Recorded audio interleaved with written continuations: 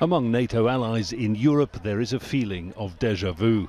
The looming threat of an Afghan exodus recalls the influx of more than 1 million refugees in 2015, most fleeing war in Syria, many even then from Afghanistan.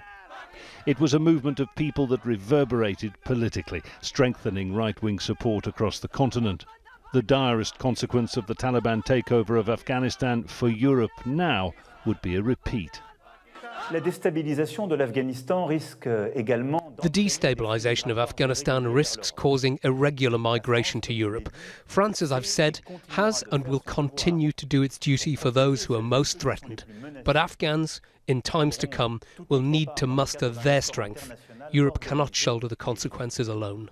Calls for humanitarian corridors and a coordinated European response by the likes of Emmanuel Macron and the outgoing German Chancellor Angela Merkel are likely to meet resistance from some countries.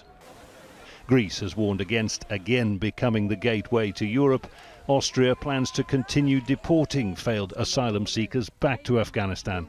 EU foreign ministers meeting to discuss the crisis are nowhere near consensus. We have to ensure that the new political situation created in Afghanistan by the return of the Taliban does not lead to a large-scale migratory movement towards Europe.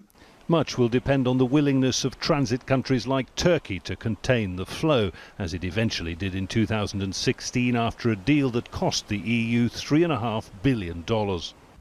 Whether Afghans stay or flee in far greater numbers will depend on the Taliban. And I would like to ask, as a woman, please, don't recognize the Emirate Islamic Taliban without any condition and don't put us again in the same situation.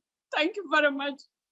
There's precious little anyone else can do. It was extremely difficult to make the decision to end the NATO military presence in Afghanistan, and it was difficult because I share your pain.